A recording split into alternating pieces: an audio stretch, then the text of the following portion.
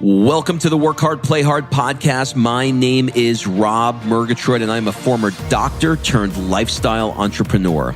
Each week, I interview some of the best minds on the planet on the science of achievement and the art of fulfillment. Come take this journey with me. Excuses are over. It's time to live. For me, working out, what is hard is really having that drive and kind of like keep pushing and pushing. And I think that's more mental than just simply physical. Some people might think that working 60 hours a week is enough, others 120. That equilibrium is really, really personal. So then it's a question of setting proper expectations. You got to set your expectation properly, and then put yourself in the right environment that matches your personality, And finally, you have to properly communicate so that you can manage all these demands, whether from above or from below. What's up, everybody? This is Rob Murgatroyd, and welcome to another episode of the Work Hard, Play Hard show. This episode features Mo T. You can find him on Instagram and elsewhere at Mo_T. So this episode is going to be a departure from my normal format. Here's the deal. About 3 years ago, Kim and I were playing on the beach in Greece with Sophia. And up walks this ridiculously handsome guy with an even better body and starts playing catch with Sophia. And he's one of these guys that just has this like electricity about him. He like draws you in, you know those people, right? He's one of them. So after a few minutes of talking with him, I became fascinated with how he's living life to the fullest. In all these interviews that I do, the entrepreneurs have the work hard part of their life down pat. They own it. But few of them have the play hard part of their life down pat. Mo is the rare exception that has both. As we get into this interview, I learned from Mo some very specific strategies that allows him to serve the work hard and the play hard part of his life, which is exactly why I'm doing my 2019 mastermind. So I want to remind you that the key to get from where you are now to where you want to be is a mastermind, but it has to be the right mastermind, though. I see all these pop-up masterminds everywhere. Many of them are very expensive and, frankly, a giant waste of money if it's not a good fit for you. And that includes mine. So my mastermind is for 6- and 7-figure entrepreneurs that spend more time working than they do playing and know that they need to level up their tribe to the next level. And frankly, it's for the people that are tired of the same old boring conferences and masterminds, and they want something new, something different, something that fits where they are with their life now and the changes that they're looking for now. Plugging my mastermind into your year puts you immediately into an amazing tribe of people in insanely exciting locations around the world. So go to workhardplayhardpodcast.com/mastermind and fill out the application. I've had the biggest personal and business breakthroughs when I'm having unique experiences around the world with a cool tribe that levels up my game, period, full stop. That's how I've made the biggest changes. So look, it's an art to pull together 25 entrepreneurs and facilitate massive growth over the course of 12 months in different locations around the world. So this is a very specific skill set that you need to have, and you need to know exactly how to do this, and I do. So I'm doing interviews for the 2019 spots that are still available, and what I take most seriously is finding the right 25 people. I need the best mix of personalities, ambitions, skill sets in diverse businesses. And I'm going to continue to interview until I find the right people. So I want you to get your application in if you're an entrepreneur that's in the 6 or 7-figure range, and you're ready to go to the next level, and you're ready to up-level your tribe, and you're ready to take that step in your business and your life. Go to workhardplayhardpodcast.com/mastermind. Again, it's workhardplayhardpodcast.com/mastermind. I want to see your application, jump on a phone call with you, and hear all about your goals and see if you're a perfect fit to come with us to Boston, St. Petersburg, Russia, and Italy. So imagine, how cool would it be to mastermind your goals with us in Russia during the White Nights celebration or over a glass of champagne in a villa in Tuscany? Just go to workhardplayhardpodcast.com/mastermind. Okay, this episode with Mo T is freaking gold. Sit back, listen, enjoy it. Know that he's not somebody who has a book. He's not somebody who's doing conferences or seminars. He's just a guy that I found interesting on the beach that I wanted to share with you. So without further ado, please enjoy this conversation I had with Mo T. Mo, welcome to the show. Thank you. How are you? It's been a while. It's been a while. You know what, man? I am super ridiculously excited to do this. I've been waiting to do this for a while. So this episode is going to be a bit of a departure from most of the shows that I typically do, because most of the people that I interview want to play hard, but really they just work hard. You play hard and work hard. So just giving that context for people, I want to tell people who have no idea who you are a little bit about how we met. So Mo and I met a few years ago in Greece. So let me set the stage for you. Imagine being in one of the most beautiful settings with your wife, your baby, and along comes this tall, ridiculously handsome guy with a statue-like body. And he gives your little baby a ball to play with. My wife, she stops in her tracks. I give him the middle finger. And we've been friends ever since. Oh my God. You are the man. So, all right. So what we're going to do is we're going to deconstruct a little bit about how you play in a minute. But first, I want to get some context and some background. So Mo is short for Mohammed. Is that right? That's right. Exactly. So I'm originally from North Africa. And then my family decided to move to Canada. Yeah, that was a huge change in terms, at least from a weather perspective. Back in the 90s, unfortunately, North Africa, specifically Algeria, was going through some tough times. And yeah, so we moved to Montreal. You know, we speak French, so like let's make the move. And so yeah, ever since I was really looking forward to the move, because I remember back in the days I used to watch what is it called, Beverly Hills 902 or 102, whatever.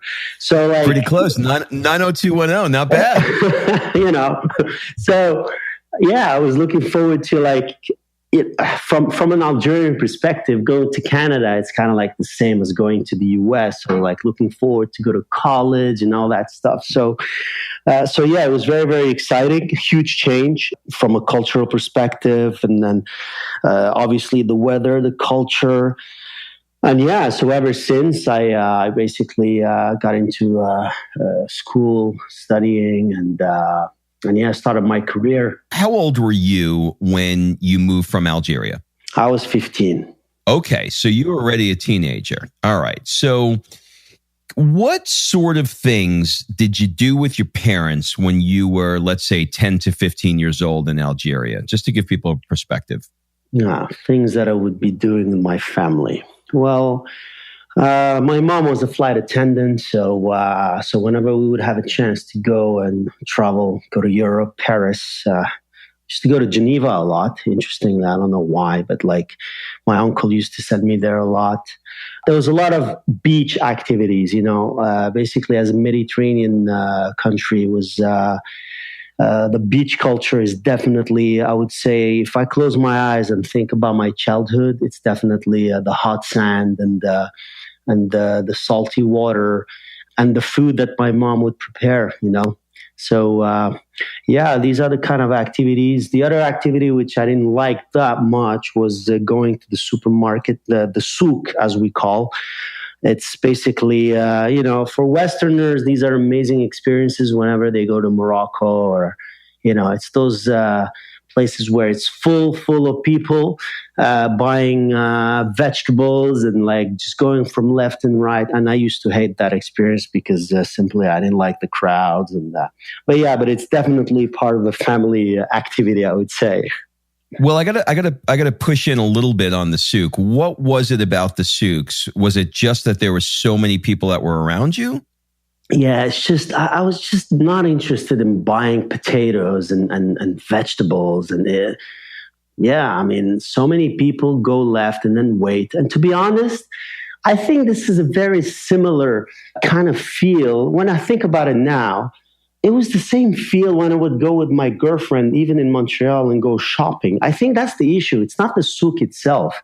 It's going shopping with other people when you're not shopping yourself, and you just have to sit there and wait. And I think that was the main issue.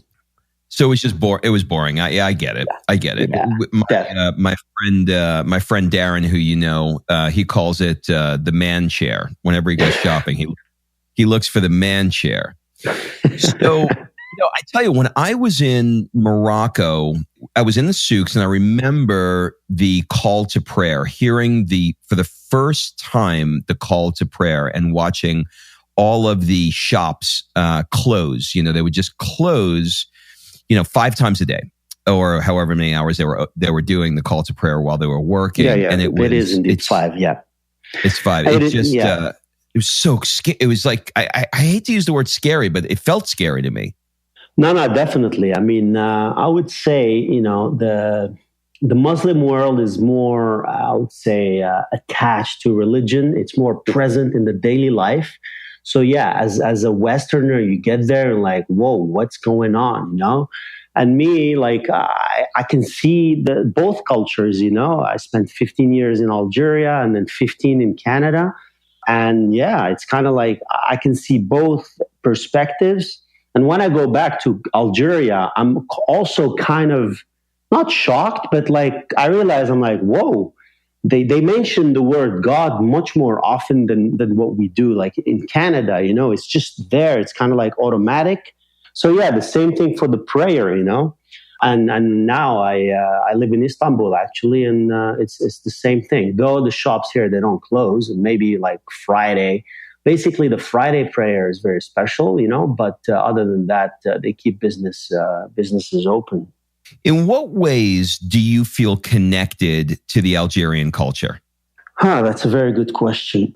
15 years is enough time to kind of like develop ties with the culture.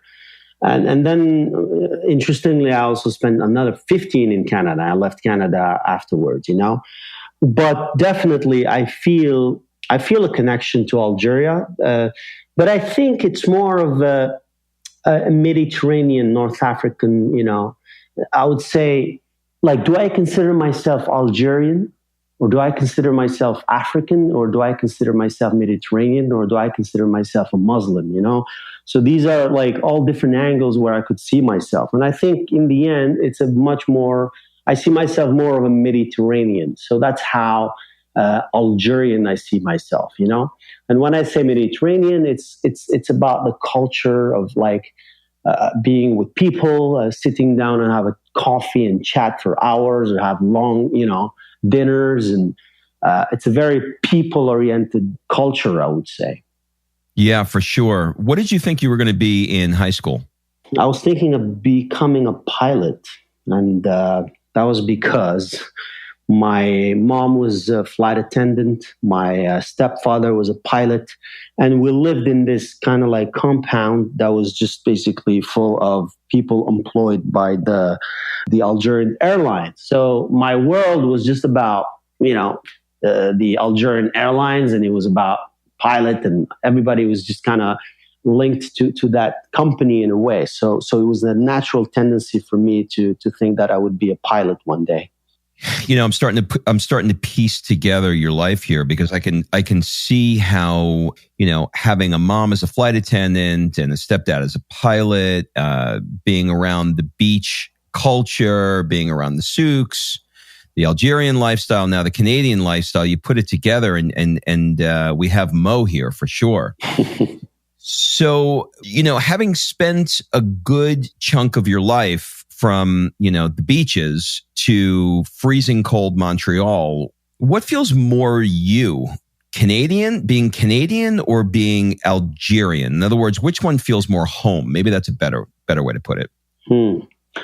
That's a very good question. I think home is always closer to the most recent experiences, So in other words, it would be easier for me to live in Canada than living in Algeria, simply because these were the last few years that I spent there. I think as time, it's a question like, I would say, evolution throughout my life, But you cannot take out the Algerian in me. That's definitely not possible.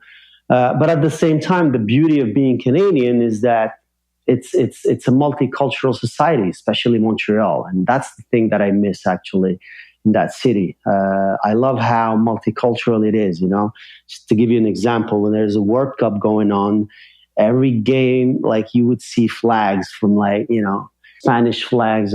Another day we'll see the Italians, and it's so multicultural. And this is kind of similar, I would say, to New York. And I actually spent half a year in New York, which I loved. And I loved particularly that multicultural side of it. So long story short, as an Algerian living in Montreal, it was kind of like some sort of... I didn't have to become fully Canadian, because being Canadian is also about being different, and that was the beauty of it. You get to Montreal and you're accepted as it's so multicultural. You are accepted as a Canadian, as a Montrealer, even though you have a different background. I love Montreal. I spent quite a bit of time there because I grew up in Queens in New York, and it wasn't that far, So we'd go and stay at a place called the Chateau Frontenac. You familiar with that? Yeah. It's been a while. Definitely, Chateau Frontenac, it does ring a bell. Well, you say it way better than I do. You are fluent in English. I sound like a guy from Queens saying the Chateau Frontenac. I mean, you're like, you are fluent in English and French and Spanish and Arabic and Portuguese. How's your Turkish? Turkish is getting there. I'm learning, and I'm taking the opportunity here to learn, because I think I would say, it would be a shame to not take advantage of being here to actually learn a language. But I would say it's the most challenging language that I had to learn, because it's completely, coming from a different family of languages. So getting there slowly. How long are you going to be in Istanbul? Actually, I have a permanent role here within the bank. So I would say, as long as it's working out, but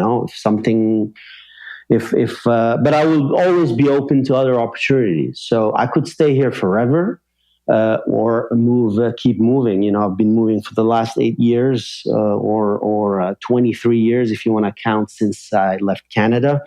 So we'll see. But I think I'm planning to stay here for at least 2-3 years, and then reassess all my options. What do you like most, and what do you like least about living in Turkey or Istanbul?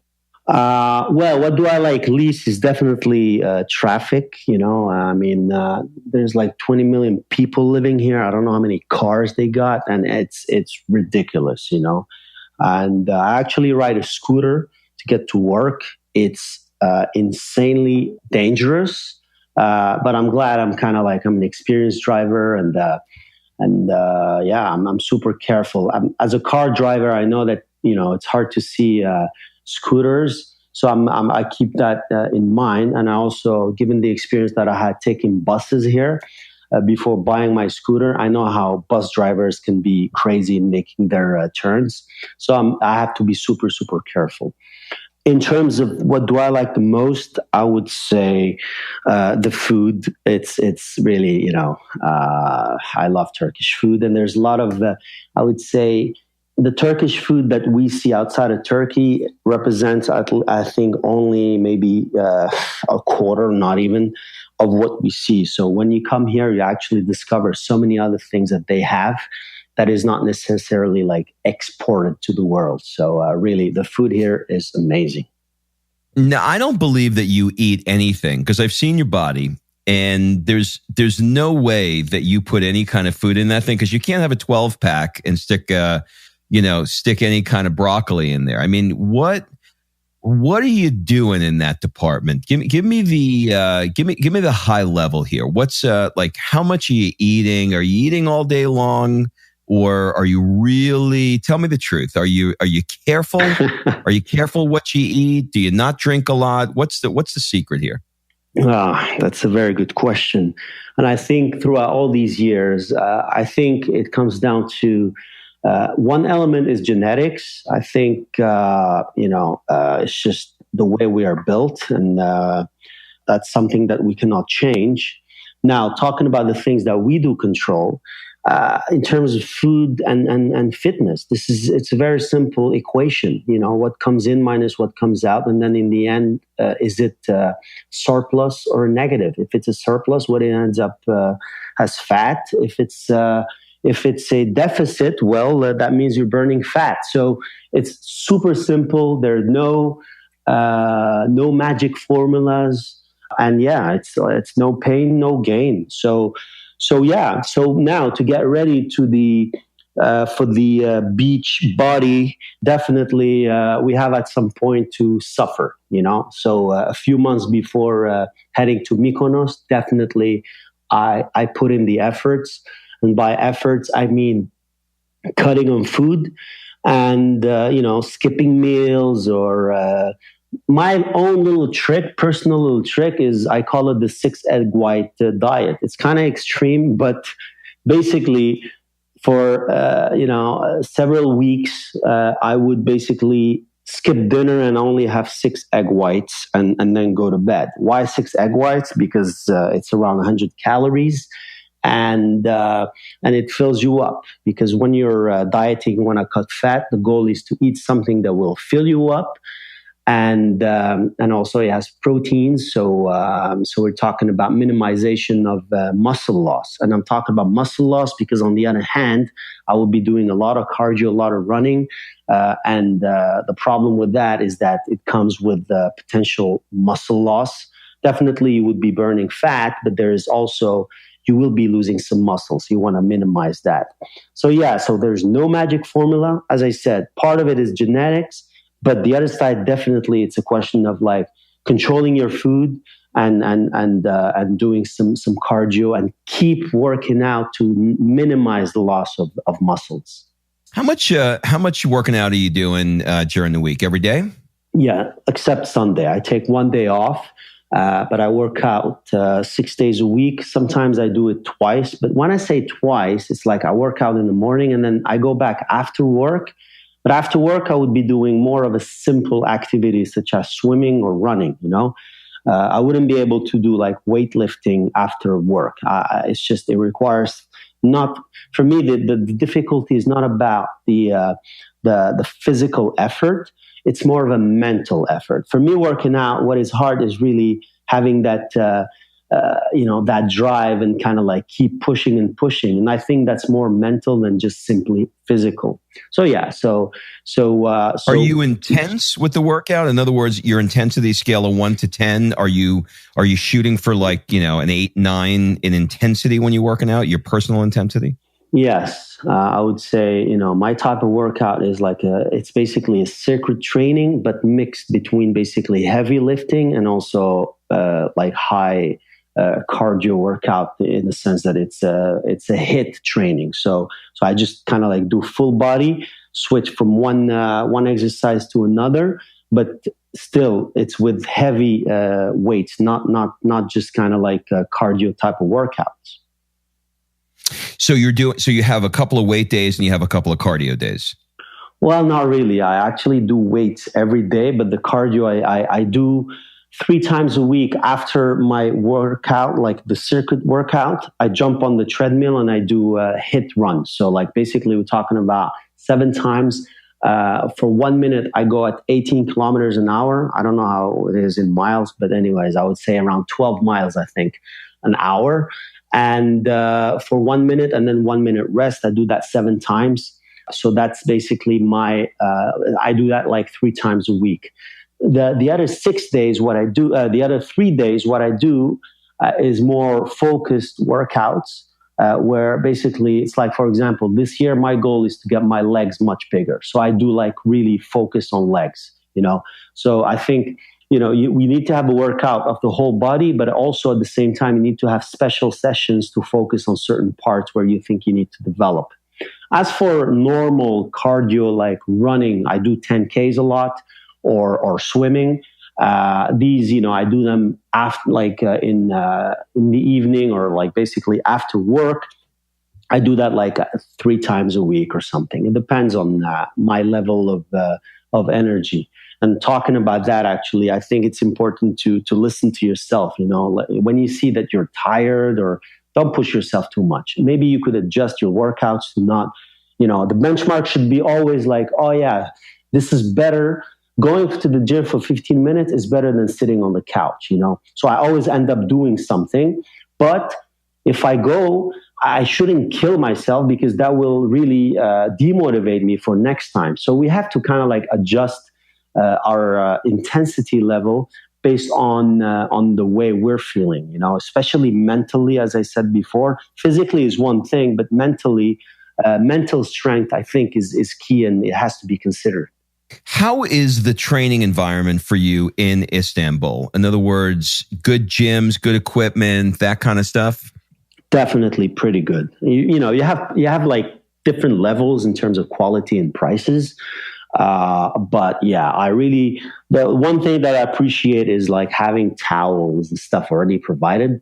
Because really, I mean, one of the things I really didn't like managing in like normal gyms where you have to bring your towel to shower, is like, coming out of the gym, your towel is all wet. How are you going to manage it? Getting to work, I work at an office and I have my wet towel, so often I had to kind of like hide it and put it somewhere so that it dries. But yeah, simple details like that, I really, really appreciate.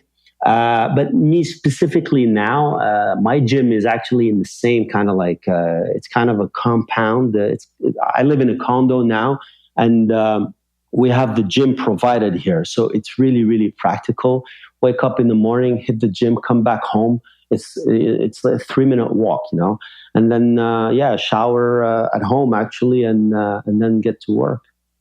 All right. So now let's switch gears. I want to talk about your MBA. So not only do you have the body to go with it, but you also have the MBA. All right. So let's talk about this. You got your MBA in Spain, right? Yes. Well, my first question is, why did you want to get an MBA?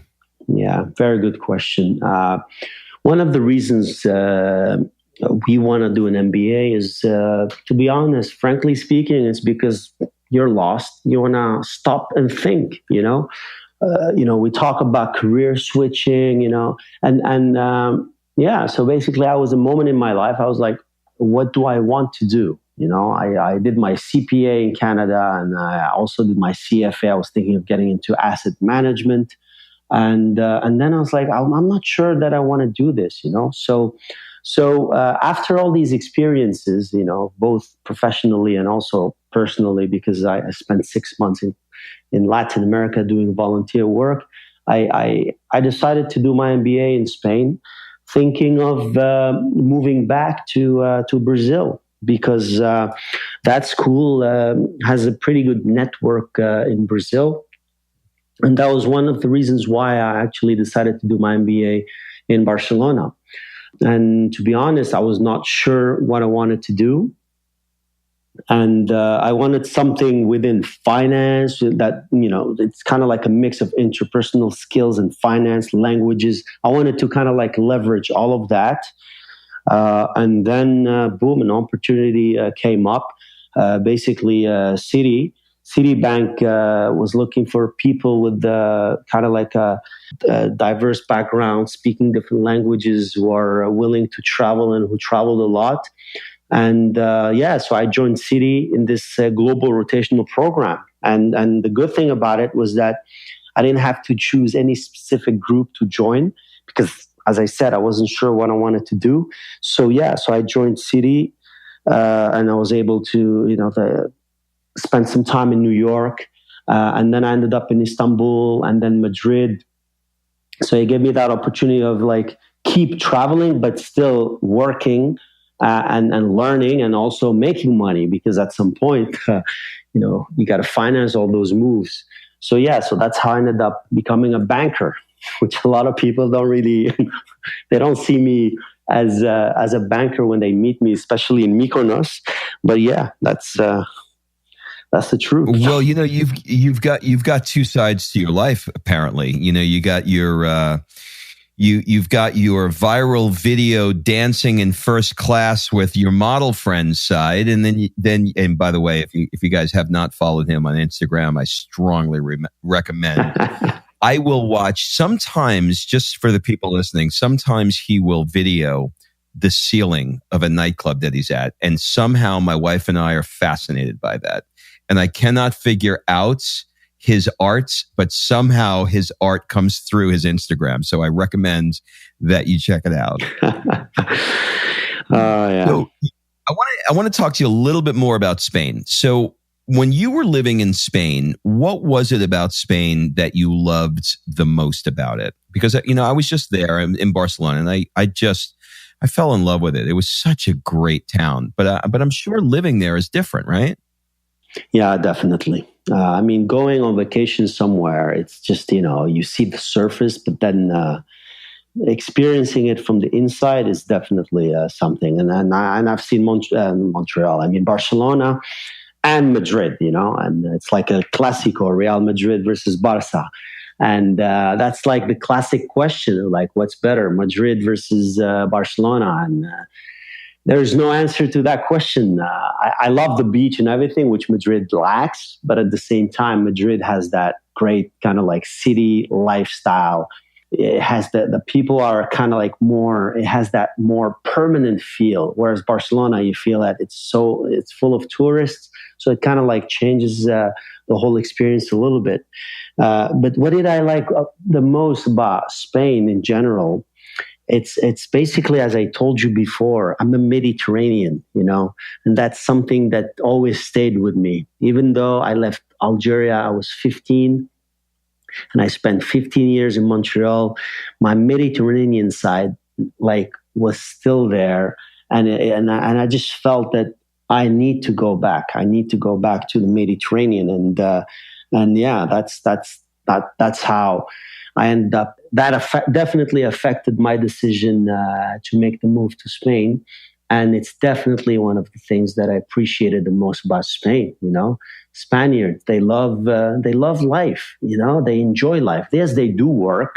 I worked in banking, and I can tell you that it's hard work there. But at the same time, they enjoy life. Outside of work, they like spending time with the family and the friends, and as I said, those long lunches and or dinners, having a drink with your pal and just discussing and chilling on the terrace, and obviously enjoying the sunshine. Definitely, it's something that I really, really, really appreciated. The sun, and also people saying good morning to you. They don't know you. You get to the elevator and they say good morning. It's part of the culture. It would be rude to not say good morning to the person you're with on the elevator. Definitely, I'll never forget that experience. And who knows, maybe I'll go back.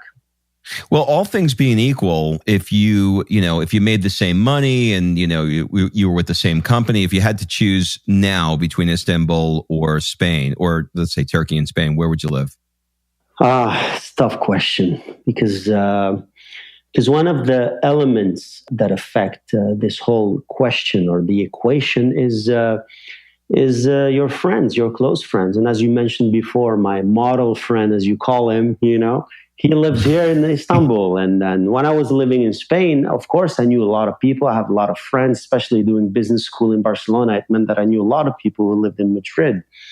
But knowing a lot of people doesn't mean that these are the people you would be hanging out on a weekly basis. And these friends, they live here in Istanbul. I met them when I was here on rotation a few years ago. So yeah, I mean, in the end, I think to answer that question, the question is not about the country itself. But if you tell me I would move my friends to Spain, and also I would change the music. I need to talk about the music in Spain. I love house music, as you know. And in Spain, David Guetta and also the reggaeton is very, very, very popular in the nightlife. So if you can change these two elements, my friends, and putting more house music, I would definitely go for Spain. This is such a great conversation. So I want to talk about lifestyle for a bit. You have by far the most fun life that I've ever seen. So there's people on Instagram that have a fun life, but then they're really sitting behind a computer. But then there's the other people like you who actually capture what they do on Instagram, proving that they really do have a fun life. And I've been on both sides of that with you. I've seen it in person and I've seen it on Instagram. And I will tell you that you work hard and you play hard. You know, you've got amazing friends, you travel the world. Like I said earlier, your dancing videos on airplanes have now gone viral. How have you always prioritized fun like this? Or was it something that came from you, or did your parents teach you the value of having fun? I think it comes from the inside, from you. But at the same time, your family is the one that kind of like encourages you, or at least allows you to do that. So they don't set you limits on the one hand. And then the question is, do they encourage you? And I remember as a kid, my family used to always encourage me to dance, So obviously they saw me dancing as a kid because that just came from me. But then at the same time, they saw that and they were encouraging me, and I would say my source of the whole dancing world for me was Michael Jackson, at the time, even till now, and people kind of like recognize some Michael Jackson moves that sometimes I do. So yeah, I always remember my family pushing me to dance. And I think that's definitely, now talking about dancing as in coming from me, I think that came from my mother. So I think part of it is some sort of like genetic. And I know my mom always loves, has always shown me that love for music and dancing. And apparently that's how she met my father.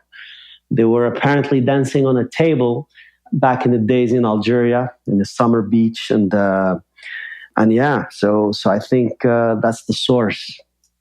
Wow, I'm really piecing this together now. I just made a note. Dancing on the table from mom. I love it. All right. So a lot of people get super stressed when it comes to achieving their goals in life. And you seem to have a much more laid back way about it, but still have amazing accomplishments under your belt. How do you think about the work-life balance? It's definitely, sometimes it is challenging. I think work-life balance is a question of like, first of all, each person has his or her own balance. So some people might think that working 60 hours a week is enough, others 120. That equilibrium is really, really personal. So then it's a question of setting proper expectations. So if there's a mismatch between what you expect and reality, then definitely you got to make certain decisions and make the change. The other point is a question of setting limits. People keep asking you to do things, and sometimes you have to learn how to say no, or at least to understand, really, is this a priority? When I ask people at work, when do you need this? Most of the time they say as soon as possible. Yeah, but what does that mean? When you have like 10 things on your to-do list, so which one you got to be prioritizing and which one is not? So when you have different bosses to report to, different demands. So really, I think you got to set your expectation properly and then put yourself in the right environment that matches your personality. And finally, you have to properly communicate so that you can manage all these demands, whether from above or from below. When you leave work and you take a trip, like how many times a year now are you going to Mykonos? It seems like you've been there for 3 months. Yeah, Mykonos, I go there twice, and I'm actually going back next weekend, actually. That's good. You are always there. It has something magical. I definitely love that island. I love traveling, discovering the world, but summertime, for me, it's Mykonos time. It's that's also another kind of balance that you can find. People are like, why don't you go discover other islands or other? I'm like, no, I have the 2 months in the year in the summer. I like to enjoy my time in Mykonos, and then I have the rest of the year to go discover other parts of the world. So there's no problem with that. As long as I am happy. And as I said, next weekend, they're closing the island, and some friends are like, yo, Mo, you got to come. We got to close the island together. So I'm like, okay. I mean, you and I could not have repeated that. I hear the exact same thing. Like, why don't you go somewhere else? I'm like, I don't want to. I don't want to. It's so great. Exactly. It's when you're fully guaranteed satisfaction. It's like, why do you want me to take a risk? I have other moments, other occasions where I would take the risk.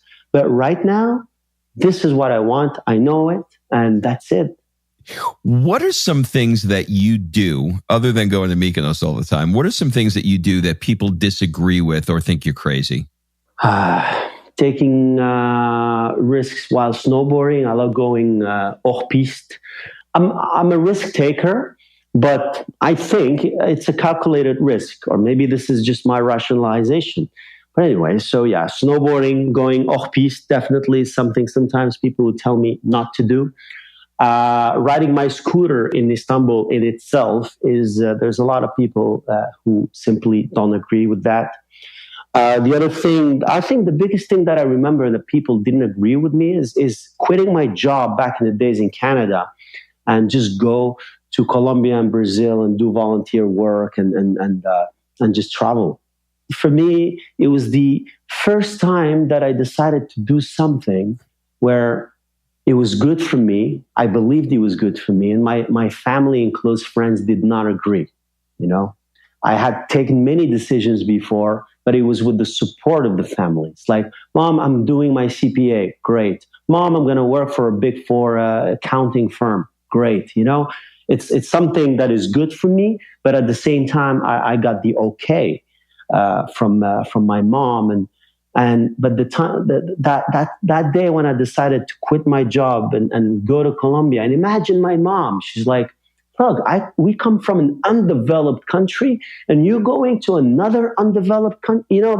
This is the thing. Like, to all the immigrants out there, they're gonna understand. It's like immigrant parents, they look for their children, and yeah, they have their own mentalities, and us children of immigrants, we have to deal with that, and I understand the differences in mentalities and kind of like they're, I would say, more risk averse, but at some point you have to say, no, this is for me, and I am sorry if you don't agree. And then a few years later, she told me that was a great decision that I had made. So in the end, really, it was not really that crazy to do what I did. But look, today, that gave me the opportunity to learn so many things, improve my language skills, be able to connect to different people. And now today, professionally speaking, this is valued even within my profession because I work people business. I work with clients and different backgrounds, traveling around, and now I'm using all that craziness. At the time, it was considered craziness. I am using this in my job. Do you think it's because your mom spent the better part of her life in, places that weren't, let's say, as first world as you did, say, in Canada? In other words, you spent you were 15 years old by the time you were living in, Montreal. But for her, she spent the better part of her life in environments that were not as first worldly. So she probably didn't want to keep you in that. Does that make sense? Yeah, it does. I mean, she definitely thinks that, all right, we moved to Canada, a great country, well developed, super safe, and it has all these advantages, you know. But that's the thing. I mean, it's like I wouldn't expect her to fully understand, and this is a perfect example of like that I usually give to people when they talk about, oh, if I were a billionaire, I would do this and that. I'm like, actually, you cannot say that. You cannot put yourself in that theoretical position and think about that situation with your current values and way of thinking, you know? So in other words, it's when you look at other people and they make certain decisions, it's really hard for you to imagine and understand sometimes because they're in a different situation. They have different needs. You know, they achieved these. It's like the Maslow pyramid of needs. You know, once you reach certain levels, then you need to challenge yourself differently, and you don't necessarily value the same things anymore. And that's the thing. My mom, she would think of this as like survival. You need to survive. But look, Mom, I studied now in Canada. I have experience working in like top firms. Now I have different needs. I'm not in a survival mode anymore. I'm more in exploration mode. I'm able now to take more risks, you know, and there's always a safety net anyways, because seriously, all these experiences are valued in the end. So I can always go back and I will find there's always a market for what I've been doing now. You know, you have an interesting mix. You have a very, you know, CPA, MBA, CFL sort of like, you know, asset manager, banker sort of logic that, you know, even when you talk about nutrition, you know, there's a surplus, there's a deficit, you know, very logical, left brainy. But you also seem to follow your gut. So do you think that you listen more to your head or your gut, or do you think that you have or your heart, or do you have a combination of both when you're processing things? I think definitely you got it right. I mean, I'm a super logical person, and I kind of like, I try to always optimize or think of options and, you know, scenarios. And let's say, you know, I'm moving to Istanbul. What are the different scenarios? You know, which one has an upside, et cetera, et cetera. So I think once I kind of like have that safety net set up, then I feel that I can let my heart, you know, make other decisions. As long as if I fall, there's a safety net. So I think it's a combination of both. A little bit of both. Yeah. All right. So what I want to do as we slowly start to wrap up, this is a rapid fire round. Answer as quickly or as slowly as you would like. It's basically a first thing that comes to your mind rounds. What would your friends say is one of your superpowers? I think adaptability in languages. What's one of the things you're afraid of right now? The Turkish lira.